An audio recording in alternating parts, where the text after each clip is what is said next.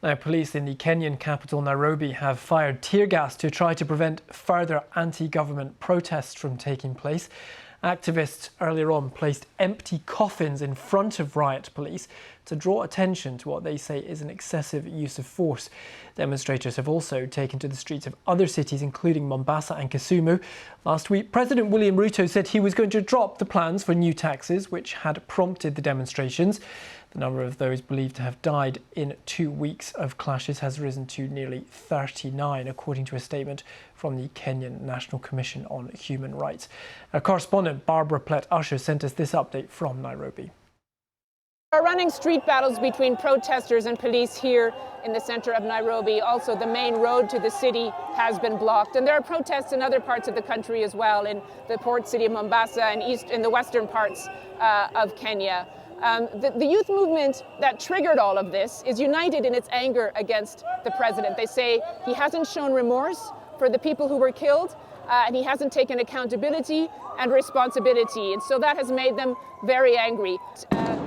Many of them also believe that this is not over yet. They have won their battle against the tax bill, which the president was forced to withdraw, but they haven't won the war against what they see as corruption and excessive spending by political elites.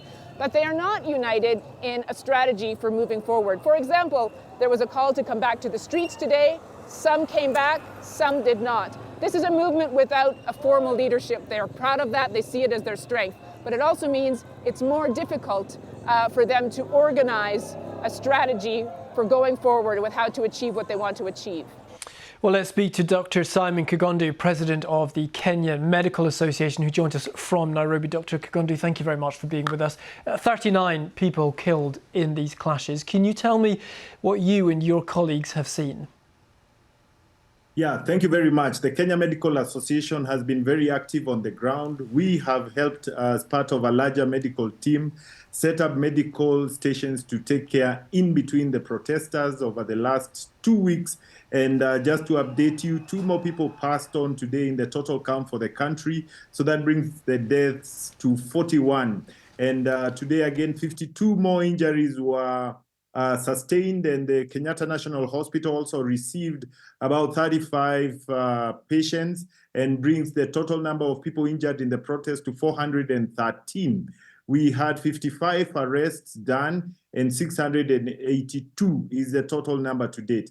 And there is a worrying issue of abductions, where people seemed to be organizing the protests are abducted, which is different from arrests. And that brings the number of abductions to 35. And all this is part of the protest, which was started by the Youth for Kenya. And it started initially as a result of the what seemed to be excessive taxation in the Finance Bill 2024 that has since been dropped by the president.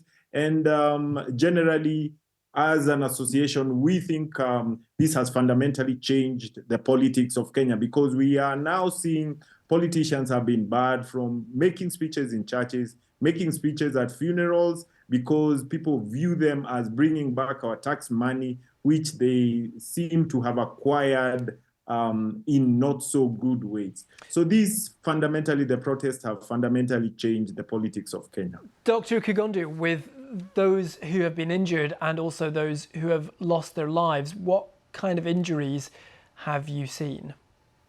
The Medical Association did indeed visit the largest referral hospital, Kenyatta National Hospital, and we saw several very young people with gunshot wounds. And this was following, a large number of them were in various towns, but mainly the ones of Nairobi, where they actually went to parliament, and live fire was opened to them by the police. And we've also had injuries from canisters, like tear gas canisters and rubber bullets, and others have also maybe during falls and stampedes. Our biggest worry was opening of live fire by police, which has been condemned.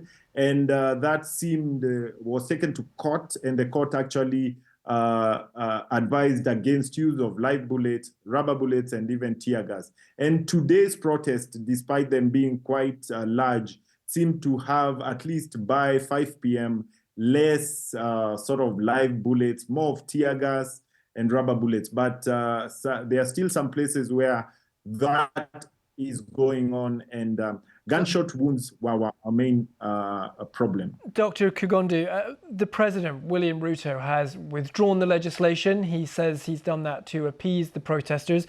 Nonetheless, this violence has happened. Do you hold the President personally responsible for these deaths? So the members of parliament who are voted yes to the bill have had it very rough with their constituents, because now the constituents are actually saying that the members of parliament, who are supposed to be different from the executive, were actually arms of the executive, and they didn't think that the members of parliament did what they are supposed to do. And now the members of parliament who voted yes for the finance bill before it was eventually not signed into law by the president due to pressure are having it a bit rough. But overall, at the end of the day, the president did not sign the bill into an act.